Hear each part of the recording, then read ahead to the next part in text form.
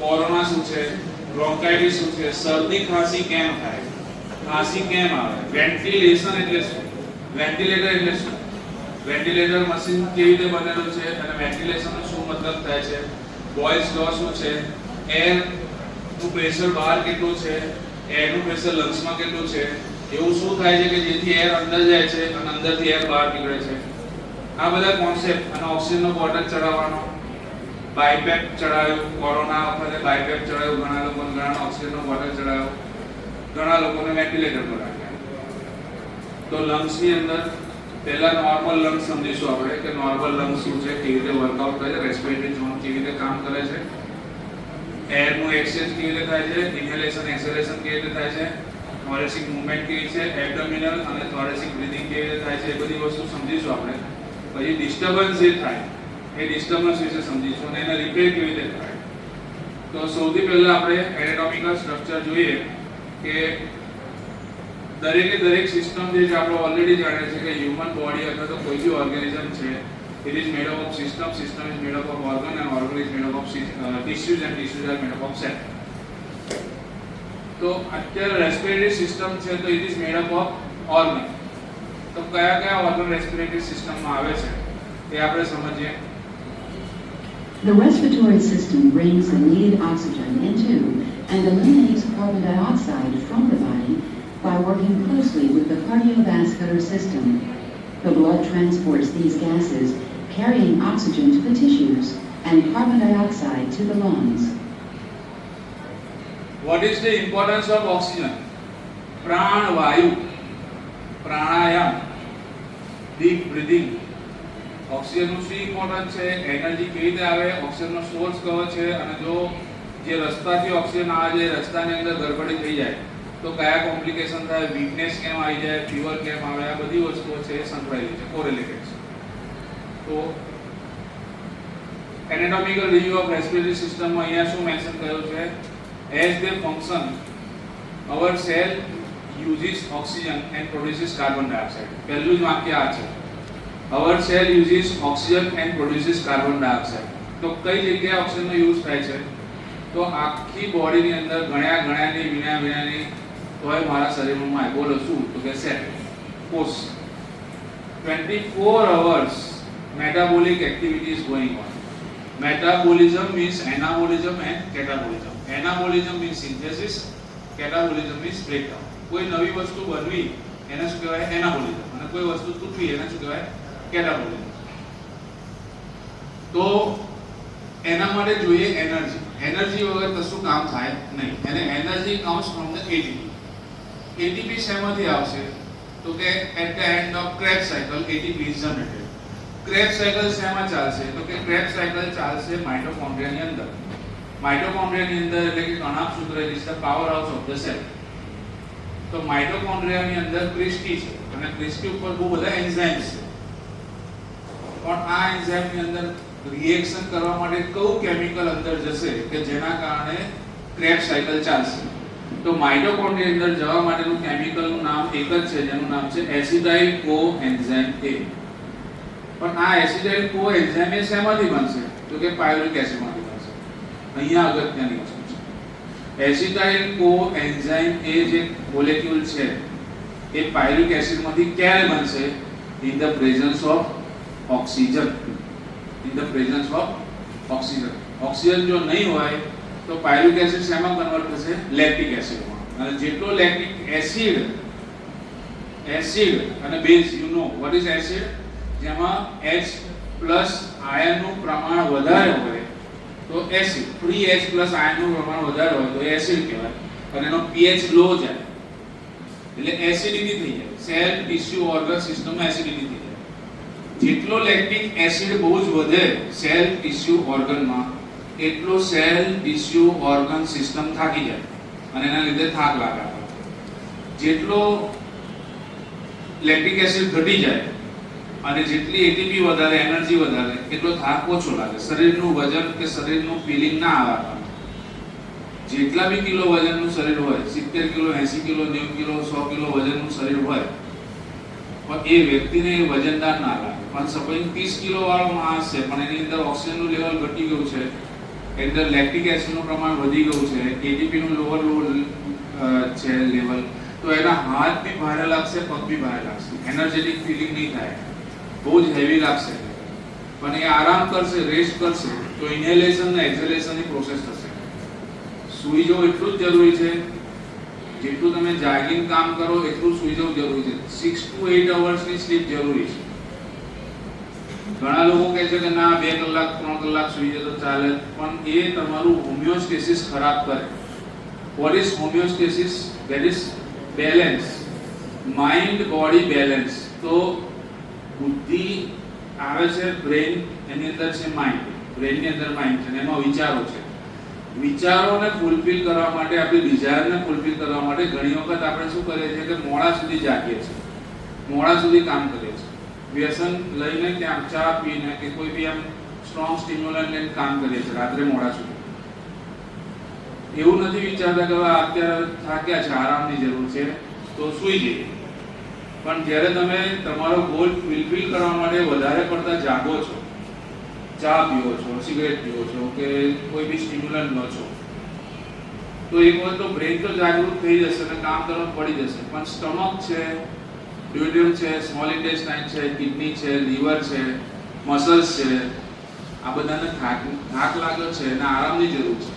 અને ત્યાં બહુ જ બધો લેક્ટિક એસિડ જમા થયેલો છે, ત્યાં એને શેની જરૂર છે? રેસ્ટની જરૂર છે અને એને એનર્જીની જરૂર છે. પણ એનર્જી તમે મોડા સુધી જાગો એટલે એનર્જી આવે નહીં, એટલે જીઆઈટી ની અંદર ડિસ્ટર્બન્સ થાય. જો રેગ્યુલર બાયોલોજીકલ ક્લોક કેવું છે કે તમે 10મા ધોરણ સુધી રેગ્યુલરલી એમ સમજો કે એટલો બધો લોડ ભણવાનો કઈ હતો નહીં 10મા ધોરણ સુધી બોર્ડ સુધી, એટલે તમે શું છે કે 9-10 વાગે 10:30 થાય ઊંઘી જાઓ, પછી સવારે 5:30-6 વાગે ઉઠી સ્કૂલ જાઓ, પછી આવો રમો અને એમ નોર્મલ જીવન ચાલુ. પણ પછી બોર્ડ છે, બોર્ડ આવ્યું, ગુજરાત બોર્ડ છે, સીબીએસઈ બોર્ડ છે. બોર્ડનો હાવ છે ને જે લોકો નથી ભણ્યા એ લોકો મોટો ઊભો કરે છે ઘરની અંદર. તું 10માં આવ્યો બોર્ડ છે, બોર્ડ 12માં આવ્યો બોર્ડ છે, બોર્ડ. એટલે પેલા બીક મગજની અંદર આવે છે. એટલે પછી કોર્સ કવર કરો, આવડવું જોઈએ, આ બધું કવર કરવું જોઈએ. કવર નથી થતું એટલે પછી રાત્રે મોડા સુધી જાગવાનું ચાલુ થાય છે. એક્ઝામ છે ને સિલેબસ બહુ ચાલી ગયો, કવર થયો નથી એટલે મોડા સુધી જાગવાનું ચાલુ થાય. એટલે સૌથી પહેલા દિવસે જનરલી 10-10:30 વાગે ઊંઘ આવી જાય, પણ હવે બધું બાકી છે એટલે જાગવું પડશે. એટલે આજે તો કોઈ બી હિસાબે 12-1 વાગે ઉઠી તો કામ કરવું પડશે જાગે. એ મમ્મી ચા બનાવી દેજે અથવા તો મારા માટે કંઈ બી કોફી કે કંઈ બી સ્ટિમ્યુલન્ટ મને આપજે જેથી મને ઊંઘ ના આવે. ચલો ચા પીધી રાત્રે 10:30 વાગે ઊંઘ બહુ જ આવતી હતી પણ ચા પીને જાગે. પછી 11-12 કામ કરતા ગયા, 1 પછી સુઈ ગયા, 1 કે 2 વાગ્યા. હવે તમારું બાયોલોજીકલ ક્લોક ત્યાં આગળ ડિસ્ટર્બ થાય. પછી બીજા દિવસે સવારે તમે સ્કૂલમાં ગયા, જો કે સુના લાગે, આવું કેમ મને લાગે છે, કંઈક ફિલિંગ કેમ અલગ લાગે છે, why I feel like this, મને આમ સારું કેમ નહીં લાગતું, ખાવાનું બધું ઉપર કેમ આવે છે? બીકોઝ સ્ટમકને આરામ મળ્યો નથી, જીઆઈટીને આરામ મળ્યો. હોમિયોસ્ટેસિસ કોને કહે? બેલેન્સ, માઇન્ડ બોડી, શરીરના બધા શરીર છે એની જોડે અવયવો છે. તમે એકલા બુદ્ધિ એકલી જ અગત્યની વસ્તુ નથી, આરામની બી જરૂર છે, રેસ્ટની પણ જરૂર છે. એટલે જે લોકો રાત્રે મોડા સુધી જાગે છે, ઊંઘતા નથી, એવું સમજે છે કે અમે બહુ કામ કર્યું, તે ગલત છે. એ આગળ જતા આ પરિસ્થિતિ રહેશે. એટલે 2 વાગ્યા સુધી 3 વાગ્યા સુધી જાગવાનું, ઉઈ નહીં જવાનું, અને પછી આની આ પરિસ્થિતિ સિન્સ લાસ્ટ છેલ્લા કેટલા 1 વર્ષથી 2 વર્ષથી 5 વર્ષથી આવું છે. તો બ્રેઇન ફેટ થશે, બ્રેઇન વિચારવાની તાકાત જતી રહેશે. જ્યારે બહુ જ લેક્ટિક એસિડ જમા થાય બ્રેઇનની અંદર, રાત્રે બહુ મોડા સુધી જાગ કર્યું અને વિચાર જ્યારે આપણે કરીએ ને તો એ વધારે એનર્જી વાપરે છે. જ્યારે બ્રેઇનને કામ કરવાનું થાય ને તો જે ફિઝિકલ વર્ક કરીએ ને આપણે એના કરતાં વધારે એનર્જી વપરાય બ્રેઇનનું કામ જ્યારે કરીએ. હવે બ્રેઇન થાકી જાય એટલે પછી જો ખરાબ વિચારો આવવાનું શરૂ ક્યારે થશે ખબર છે? રાત્રે હોઈ નહીં જાવ ત્યારે આ પંખો પડશે તો, મને વાગશે તો, કદાચ કશું ધરતીકંપ થશે તો, આવું બધું દિવસે સારું ઊંઘી ઉઠ્યા પછી આવા ખરાબ વિચારો નહીં આવે. તો ખરાબ વિચારો આવવાનું કારણ શું થયું કે તમારા બ્રેઇનને ઓક્સિજન ઓછો મળે છે, એટલે બ્રેઇનના ફંક્શન ડિસ્ટર્બ થાય, એટલે નેગેટિવ થોટ ચાલુ થશે. ઓક્સિજન મેઇન વસ્તુ છે એનર્જીના પ્રોડક્શન માટે. પાયરુવિક એસિડ ઓક્સિજનની હાજરીમાં એસિટાઇલ કોએન્ઝાઇમ એમાં કન્વર્ટ થાય. પણ પાયરુવિક એસિડ શેમાંથી બનશે? તો કે ગ્લુકોઝ. ગ્લુકોઝ ક્યાંથી આવ્યું? તો કે પોલિસેકેરાઇડ. પોલિસેકેરાઇડ ક્યાંથી આવ્યું? તો કે કાર્બોહાઈડ્રેટ. કાર્બોહાઈડ્રેટ ક્યાંથી આવ્યું? તો કે જે આપણે જમ્યા જમવાનું તેમાં,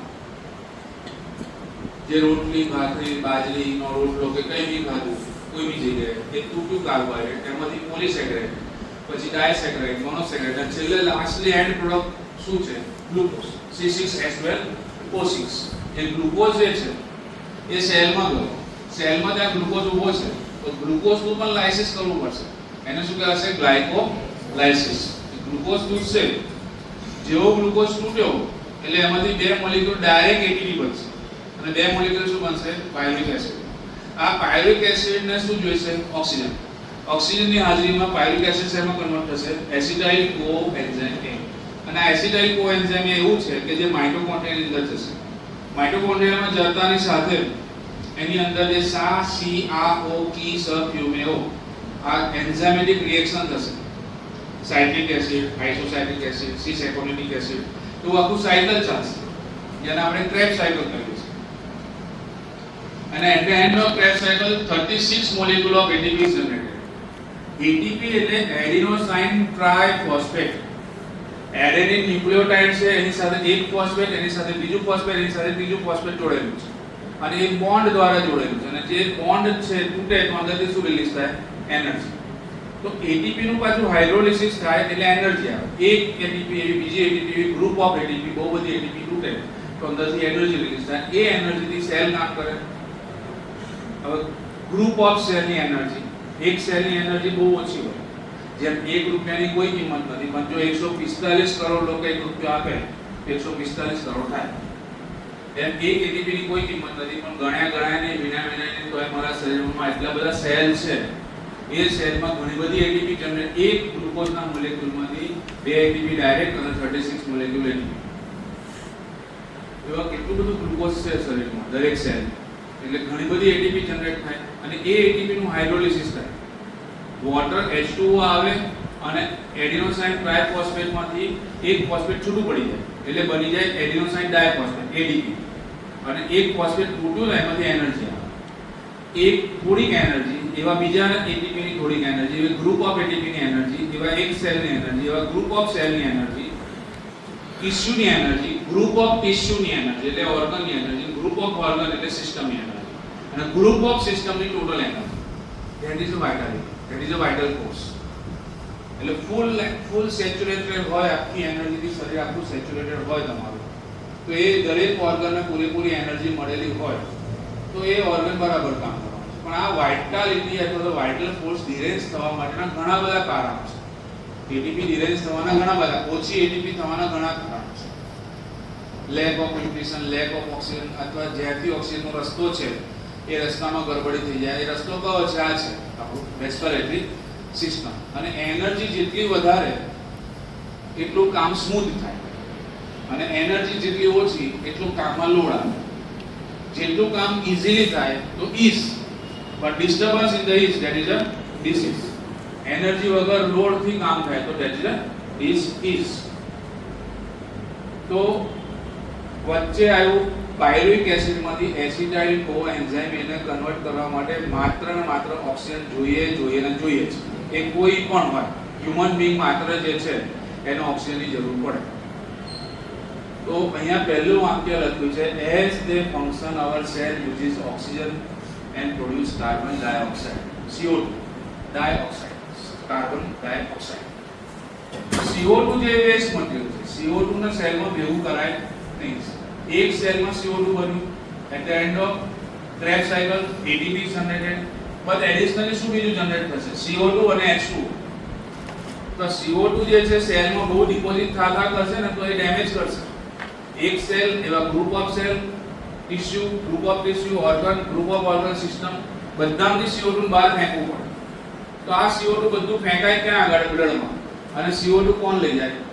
હિમોગ્લોબિન. ઓક્સિજન કોણ લઈ જાય? હિમોગ્લોબિન. અને એ એક્સચેન્જ જે છે, ગેસ એક્સચેન્જ કરવાનો છે. O2 ને લઈ જવાનું છે સેલ સુધી, અને સેલમાં પેદા થયેલું CO2 ને બહાર કાઢવાનું છે. તો એના માટેની જે સિસ્ટમ છે એ કઈ છે? Respiratory system. બરાબર. The respiratory system brings the needed oxygen into જે જરૂર છે શરીરના ઓક્સિજનની એ લઈ જવાનું કામ કોણ કરે છે? Respiratory system. And eliminates the carbon dioxide, જે બહુ જ બધો carbon dioxide cell group of cell tissue organ સિસ્ટમમાં જનરેટ થયો છે એને કાઢો શરીરમાંથી, બહાર કાઢો નહીં તો એ નુકસાન કરશે. તો કાઢવાનું કામ કોણ કરશે? Respiratory system. The blood transport these gases. આ બ્લડ છે એ આ ગેસનું ટ્રાન્સપોર્ટેશન કરે છે. પણ બ્લડમાં પાછું શું છે? તમે બ્લડ ભણી ગયા છો, પ્લાઝમા અને સેલ, એમાં આરબીસી ડબ્લ્યુબીસી પ્લેટલેટ, અને આરબીસી ની વેલ્યુ તમને ખબર છે. આરબીસી કેટલા છે? 4.5 to 5.5 મિલિયન સેલ્સ પર ક્યુબિક મિલીમીટર. 1 ક્યુબિક મિલીમીટર એટલે કે 1 મિલીમીટરનો ક્યુબ હોય તેની અંદર જેટલું બ્લડમાં એટલું, એટલે 1 ડ્રોપ જેટલું બ્લડમાં, એના કરતાં બી ઓછું. એમાં 45 લાખ આરબીસી. પણ એક આરબીસી માં રેડ બ્લડ સેલ, બોડીની અંદર જેટલા બી સેલ છે એમાં ન્યુક્લિયસ છે. જનરલી દરેક સેલમાં ન્યુક્લિયસ એક હોય, પણ જે સ્કેલેટલ મસલ્સ છે એમાં એક કરતા વધારે ન્યુક્લિયસ છે, મલ્ટીપલ ન્યુક્લિયાઇડ છે. પણ આ આરબીસી જે છે, મેચ્યોર આરબીસી, એમાં ન્યુક્લિયસ નથી.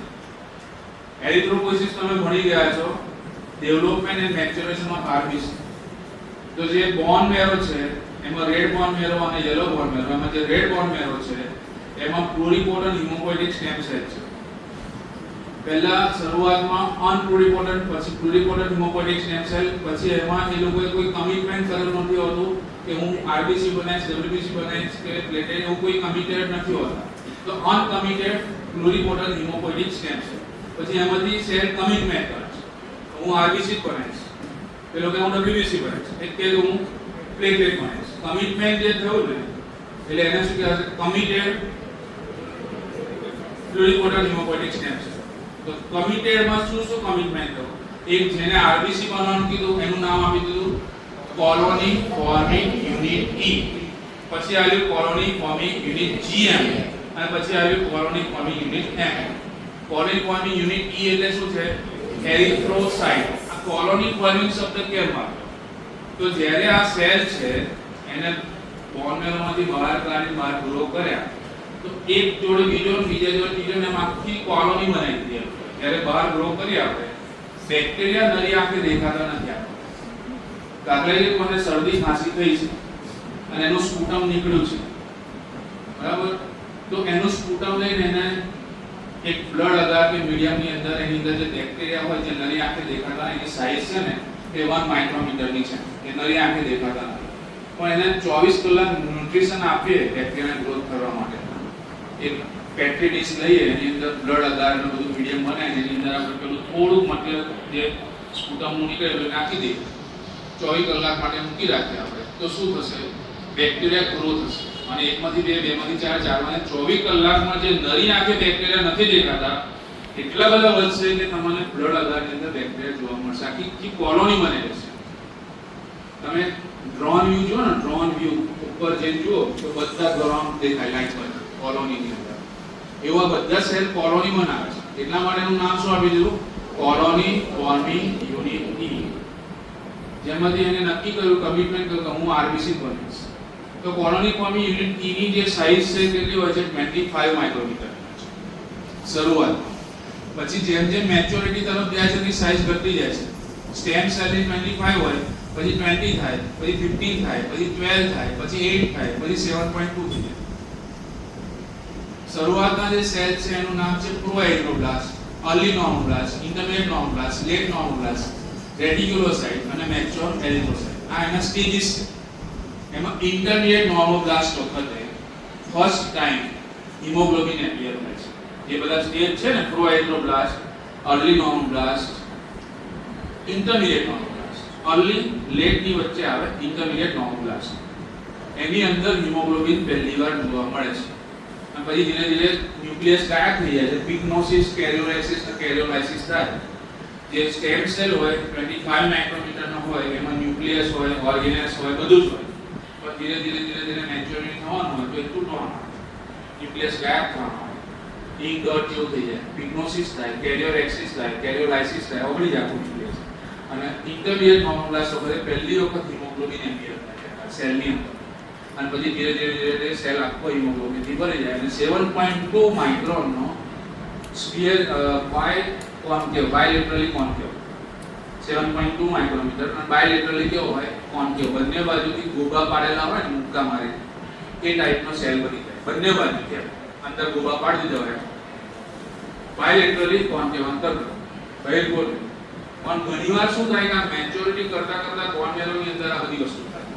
પણ જો આ લેવલનું કોઈ બી જગ્યાએ અટકી ગયું, દાખલા કે આમ સમજો કે પહેલો સ્ટેજ કયો છે પ્રોએરિથ્રોબ્લાસ્ટ, તો એની સાઈઝ તમે જોશો ને આરબીસી ની તો કેટલી છે એમ સમજો કે 20 માઇક્રોમીટર છે, અને ત્યાંથી પછી મેચ્યોર ન થતો પ્રોએરિથ્રોબ્લાસ્ટ થી અર્લી નોર્મલાઇઝ ઇન્ટરમીડિયેટ નોર્મલાઇઝમાં નથી આવતો, અને એ આખો પ્રોએરિથ્રોબ્લાસ્ટ જ ગળમાં આવે છે, અને એ આખો સેલ કેવો હોય મોટો હોય સ્ફિયરિકલ હોય, તો એ કન્ડિશનને કહેવાય સ્ક્લેરોસાઇટોસિસ.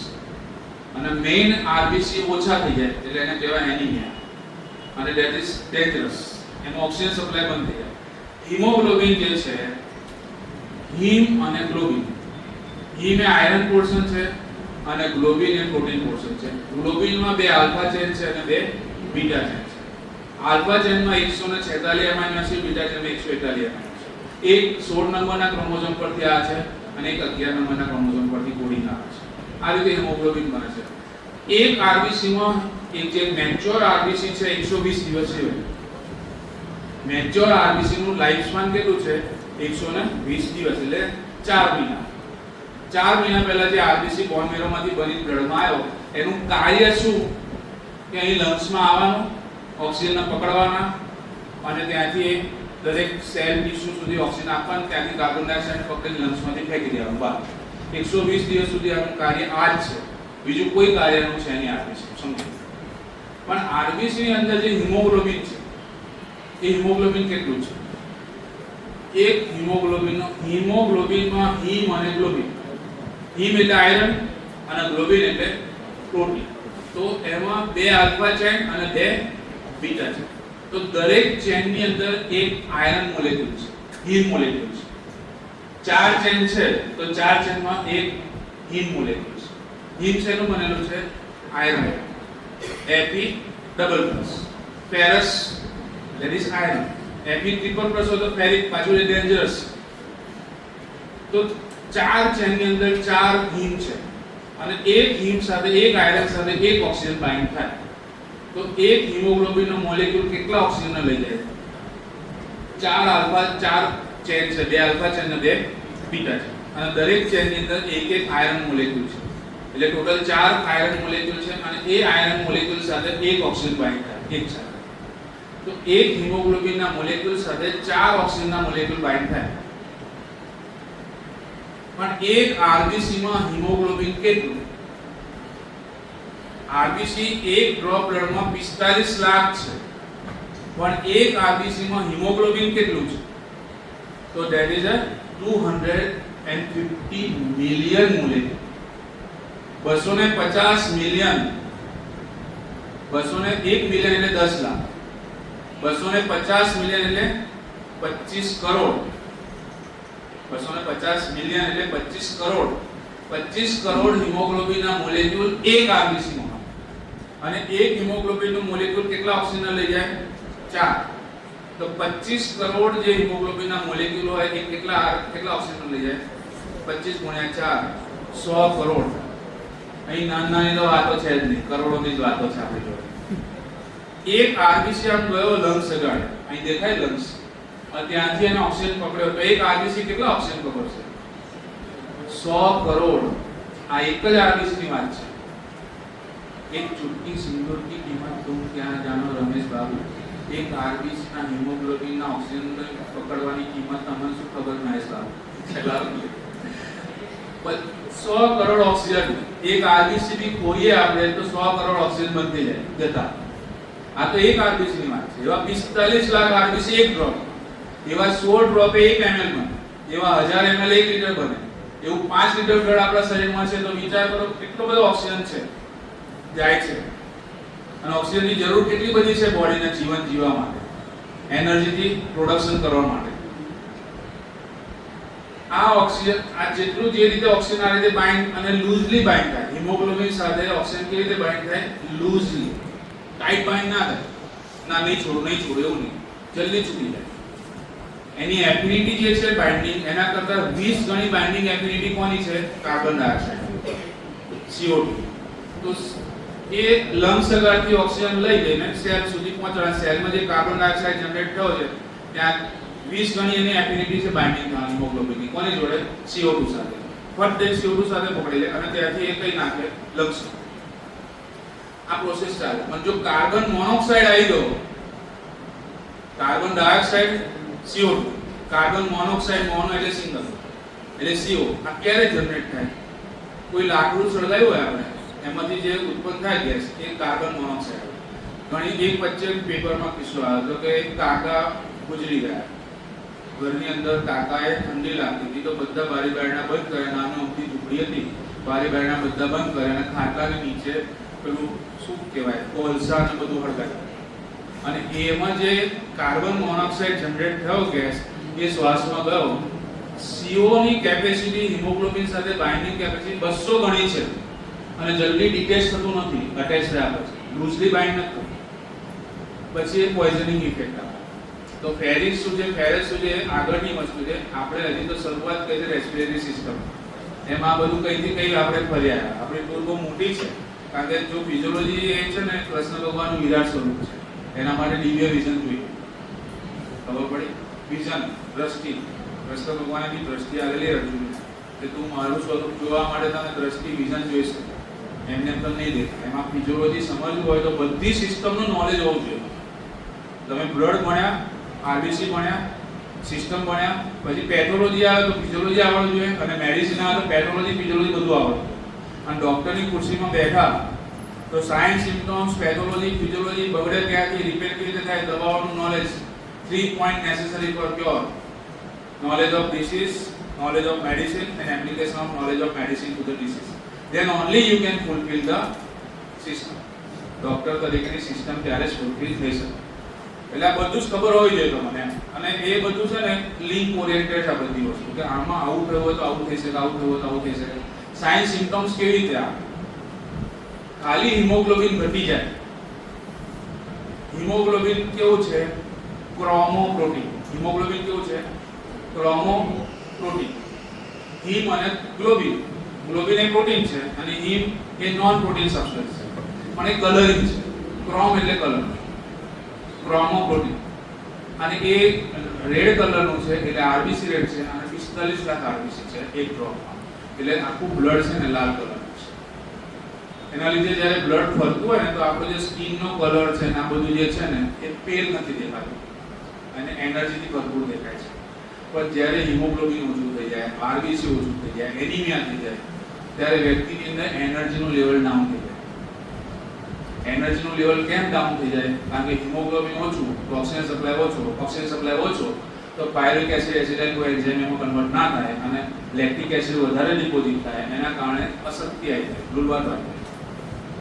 દરેક તાવ આવે, મેલેરિયા હોય, ટાઇફોઇડ હોય, ચિકનગુનિયા હોય, કોરોના હોય કે કોઈ બી તાવ હોય તો દરેક તાવની અંદર અશક્તિ કેમ આવી જાય?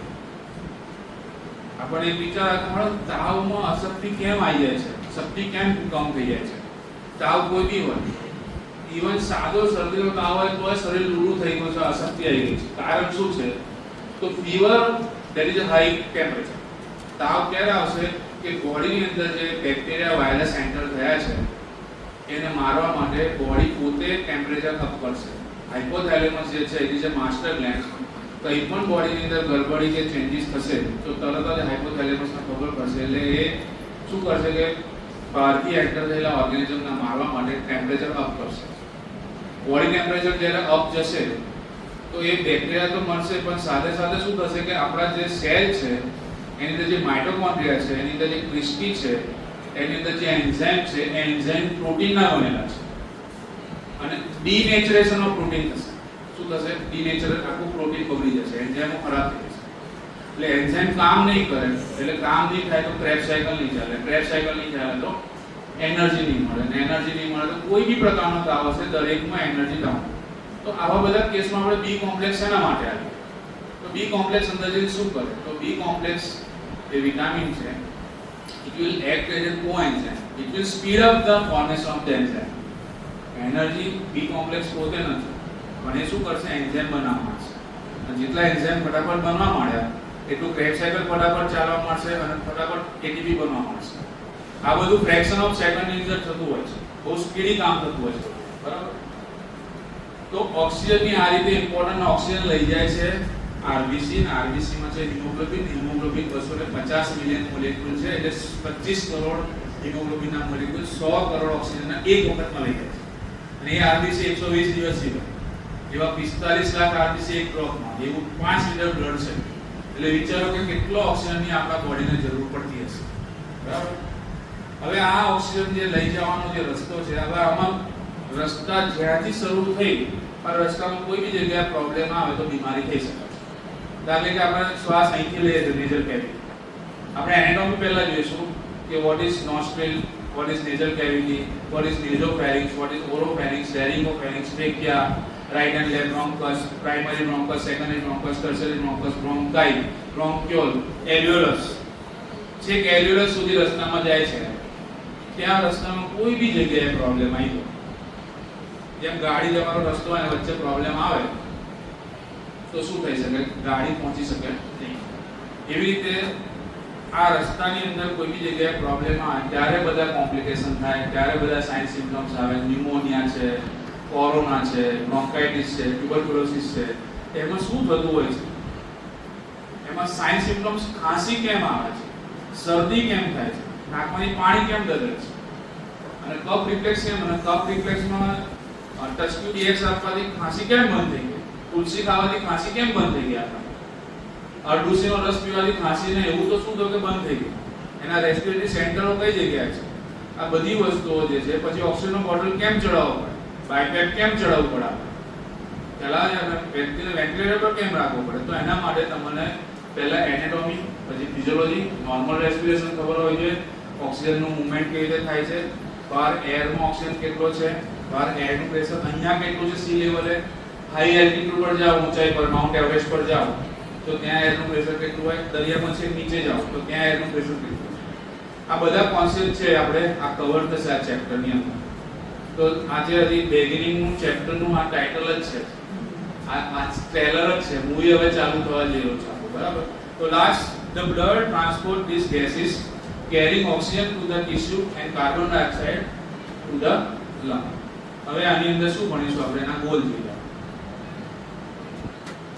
Your goals for learning are to review the major organs of the respiratory system, to examine the structures of the respiratory zone of the lungs, to explore the microscopic anatomy of an alveolus. Here's what you need to know: the location of pulmonary arteries and veins. To see definitions of terms, click the bold red words. શું ભણીશું આપણે? હવે આ કોઈ બી physiology system આપણે ભણીએ તો એને properly ભણી રાખો, એક જ વખત બરાબર સમજી રાખો. કિડની કઈ જગ્યાએ આવે છે, લંગ્સ કઈ જગ્યાએ આવે છે, બ્રેન કઈ જગ્યાએ આવે છે, એનું લોકેશન કયું છે, કયા ભાગને શું કહેવાય છે. તો દરેકની અંદર એવું સેમ છે. પણ એવું નહીં કે મારે તો કિડની છે ને અહીંયા છે અને બ્રેન અહીંયા પેટમાં છે, એવું ના હોય. એનું લોકેશન ફિક્સ છે. એનાટોમિકલ સ્ટ્રક્ચર નરેન્દ્ર મોદી હોય કે બિલ ગેટ્સ હોય કે હું હોઉં કે તમે હો કે કોઈ બી હોય, પૈસાવાળો હોય ગરીબ હોય, એનું હ્યુમન બીંગ છે એટલે એનું એનાટોમિકલ સ્ટ્રક્ચર ફિક્સ. એમ સમજી લો કે મસલ્સ 3 પ્રકારના હ્યુમન બીંગમાં આ 3 પ્રકારના જ હોય. પછી એવું કોઈ હ્યુમન બીંગ નથી કે એની અંદર 5 પ્રકારના 7 પ્રકારના મસલ્સ છે. સ્કેલેટલ મસલ્સ, કાર્ડિયાક મસલ અને સ્મૂથ મસલ તો એ જ હોય. આ એક્સટર્નલ ફીચર બધા અલગ હોઈ શકે. કોઈ કપડા ડિઝાઇન વાળા પહેર્યા છે, કોઈનો કાળો કલર છે, કોઈનો ધોળો કલર છે, કોઈ આમ માથું હોય, તેમ માથું હોય, ને બધું અલગ હોય. પણ ઇન્ટરનલી જે આખું સેટઅપ છે સેમ છે. ભાઈ હાર્ટનું લોકેશન ફિક્સ છે. ભાઈ એ જો બગડ્યું તો એ નોર્મલ નથી, એ શું છે? એબનોર્મલ છે. લંગ્સનું બધાનું ફિક્સ છે. એટલે એનાટોમી એક વખત પ્રોપરલી સમજવાની કે કોઈ બી પોસ્ટ વાળો વ્યક્તિ હોય એની અંદર એનાટોમી આવી જશે એમ સમજો. તો આમાં આપણે શું ભણીશું? To review the major organ of the respiratory system. System is made up of the organs. Organ is made up of the tissue. Tissue is made up of the cell. તો સૌથી પહેલા આપણે રેસ્પિરેટરી સિસ્ટમના organ સમજીશું કે કયા કયા organ છે, ઓર્ગનની અંદર ડિટેલમાં જઈને ટિશ્યુમાં જોઈશું, ટિશ્યુમાં ડિટેલમાં જઈને સેલમાં જોઈશું કે ટાઈપ 1, ટાઈપ 2, ટાઈપ 3 સેલ કેવી રીતે કામ કરે છે એ જોઈશું આપણે. To examine the structure of the respiratory zone of the lung. Respiratory zone જે લંગ્સના છે, conductive zone કોને કહેવાય, respiratory zone કોને કહેવાય એ જોઈશું આપણે. To explore the microscopic anatomy of the alveolus.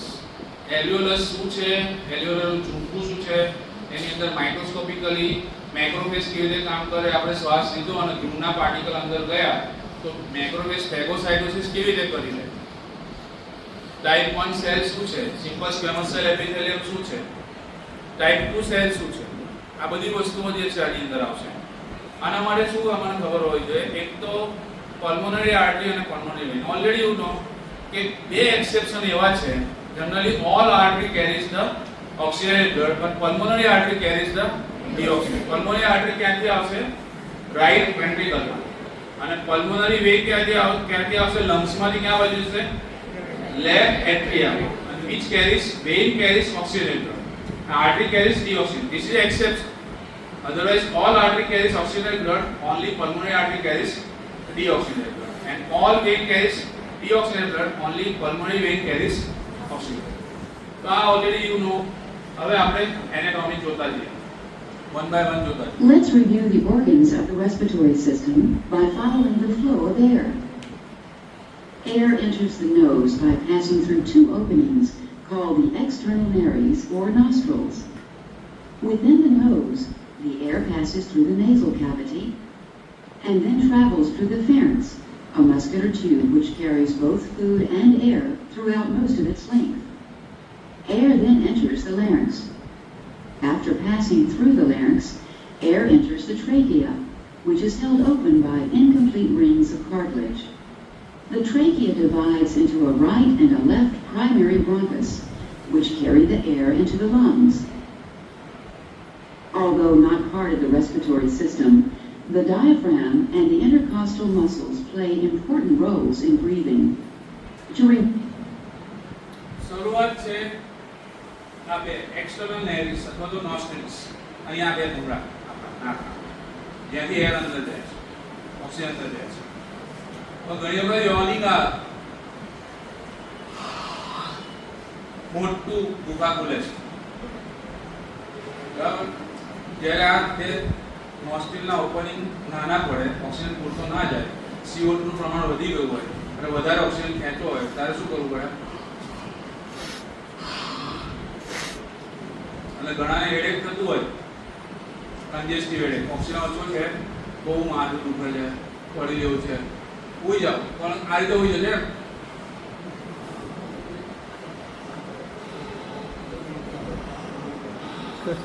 મોડાથી અવાજ કરી શ્વાસ લે જેવું હું તો હેડાઈ ચાલુ, પણ ધ્યાન રાખજો ઉપર કિલોડી ના સીધી અંદર મોમાં આવશે.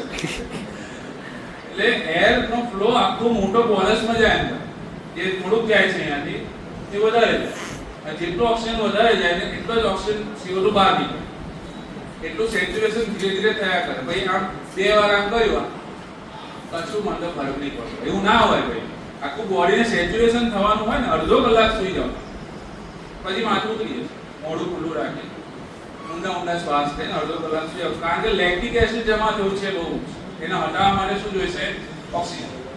અને વધારે ઓક્સિજન લઈ જવા માટે શું કરવું પડશે, ગુફા ખોલવી પડશે, મોઢું ખોલવું પડશે, બરાબર. ઘણા અંદર ઓક્સિજન ચડાવે છે, જેટલો ઓક્સિજન ચડશે એટલું હલકું થઈ જશે, ઓક્સિજન જેટલો વધારે જશે એટલું ઈઝી પડશે. આ નોસ્ટ્રિલ જે છે એ નેઝલ નોસ્ટ્રિલ અહીંયા ઓપનિંગ છે, એને નોસ્ટ્રિલ કહીએ આપણે, એક્સટર્નલ નેરિસ કહેવાય, અને આને એલા નેઝી કહેવાય. ઘણા લોકો વાત કરે ને નાક ફૂલાઈ ફૂલાઈ વાત કરે, આ નાકો ફૂલાઈ ફૂલાઈ વાતો કરે, એ જે નાક ફૂલાઈ વાતો કે એની ડ્રગ છે આપણી હોમિયોપેથિકમાં. ઘણા વાત કરે, ઘણા નાકની જે લૂપ છે ને એના પર બી આપણી દવાઓ, સ્વામી કાનું પોપટ જેવું નાક હોય આમ પોઇન્ટેડ એકદમ, અને ઘણા નામ ફૂલાઈ ફૂલાઈ વાતો માતો બધું નહીં નાખે, પણ એલાની જેમ પોરા થાય, આ જે છે ને પોરા થાય. જોજો તમે ઘણાને વાત કરતા છો તો એના માટે ટિપિકલ ડ્રગ છે. એનીવે સો અને પછી આ જે રસ્તો છે ને ત્યાંથી એર અંદર જાય છે, તો ઘણી વખત અહીં કારણે પોલિપ થતું હોય છે અંદર નેઝલ કેવિટી, નાનું ગુમડા જેવું થાય, પોલિપ કહેવાય, સિસ્ટ થાય. એટલે એર અંદર જઈ શકે એ પાકે એવું બની શકે. તો બી એરનો ફ્લો, તો પછી રસ્તો કયો ખોલવાનો આપણે? બરાબર. પછી આવે નેઝલ કેવિટી. અહીંયા આવે છે સાઇનસીસ, ઇથમોઇડલ સાઇનસ, મેક્સિલરી સાઇનસ, બરાબર, બધા સાઇનસ આવે. એર અહીંથી આમ જાય અંદર, પછી આવશે ફેરિક્સ. હવે આ ફેરિક્સ છે ને એ નેઝલ કેવિટી થી આમ આવે અને ઓરોફેરિક્સ ને નેઝોફેરિક્સ એવું ભેગું થઈ જાય. એટલે તમે એર જે મોઢાથી બી લો ને તે બી ફેરિક્સ માં આવશે અને નોઝ થી લેશો તો એ બી ફેરિક્સ માં આવશે. તો નોઝ થી આવે તો શું કહેશે? નેઝોફેરિક્સ. અને ઓરલ કેવિટી આવશે તો શું કહેશે? ઓરોફેરિક્સ. પછી પહોંચશે વોઇસ બોક્સ અગાડ, જ્યાંથી આપણો અવાજ નીકળે છે.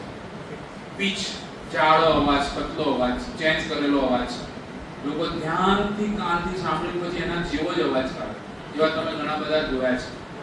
તો એ આપણા કંટ્રોલમાં છે. બરાબર ધ્યાનથી ફોકસિંગ કરીને તમે જેવું બોલવું હોય ને એવું બોલી શકાય. અવાજ ચેન્જ કરી શકાય. ઘણા મેલ ના ફિમેલ ના અવાજમાં ગાતા હોય છે. બંને અવાજ. સાયરામ છે, સાયરામ એક્ઝેક્ટ એવું જ ગાય, ફિમેલ જેવું જ ગાય અને મેલ જેવું ગાય. તો એ તમારા માઇન્ડની તાકાત છે કે તમે તમારો વોકલ કોર્ડને ઓપન ક્લોઝ એ રીતે કરી શકો છો. પણ એના માટે તમારું ફોકસિંગ હોય તો જ, તમારું ધ્યાન એના પર હોય તો જ થઈ શકશે, નહીં તો નહીં થઈ શકે. અને એને પ્રેક્ટિસ જોઈશે. તો લેરિંગ્સ છે, જ્યાંથી વોઇસ બોક્સ આવે છે, અવાજ નીકળે છે,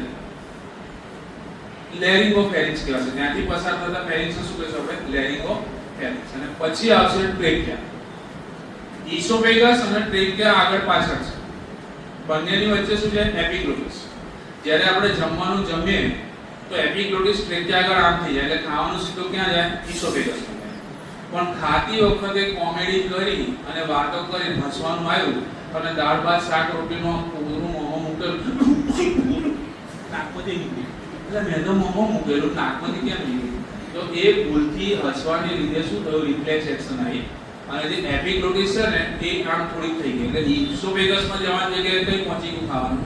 ટ્રેકિયામાં. ટ્રેકિયામાં કચરો એલાવ નથી. જોશી ધક્કો મારીને ફેંકશે. તો ધક્કો એટલો જોરદાર હશે ને કે ટ્રેકિયામાંથી લેરિંગોફેરિક્સ, ઓરોફેરિક્સ, ઓરલ કેવિટીથી આવે પણ ઉપર આવશે નેઝલ કેવિટીમાંથી, નાકમાંથી નીકળશે. અંતરસ ગયું, આને અંતરસ ગયું અને પછી એ લાઈ પડશે. કારણ કે જે ખાવાનું ગયું હતું ને એ બધું મિક્સ થયેલું હતું અને પાછું ઉપર આવ્યું રીગર્જ. અને ઘણી વખત શું થાય કે ખાવાનું રીગર્જિટેશન થાય ને એટલે જે ફૂડ છે સ્ટમકનું એ ઇસોફેગસમાંથી ઉપર આવીને જો ટ્રેકિયામાં ભરાઈ ગયું ને તો ડેથ થઈ શકે છે. રીગર્જિટેટ થઈને ફૂડ ટ્રેકિયામાં જાય ને. એનેટોમીના ટીચર કોરોના વખતે મહેસાણા કોલેજના ડોક્ટર અક્ષય, બહુ સારા, યંગ અને બહુ મહેનતુ. એને કોરોના થયો હતો, બધું મટી ગયું, હોસ્પિટલ પછી ઘરે લઈ આવ્યા અને ખાવાનું ખાધું ને એ રીગર્જિટેટ થયું ને એ ગયું ઇસોફેગસમાંથી ટ્રેકિયા અને ડેથ થઈ. લાસ્ટ ટાઈમ તમારી ફ્રેશર પાર્ટી હતી ને, તમારી હતી ને, 11મી તારીખ હતી ને, 10મી તારીખે મારા સાળુભાઈનું ડેથ થયું. એટલે તમે કદાચ ક્લાસમાં કરો છો. અને 10મી તારીખે એમના કેસમાં બી આ સેમ વસ્તુ હતું. ફૂડ ઇન્ટેક કર્યું અને એ રીગર્જિટેટ થઈને ઇસોફેગસમાંથી.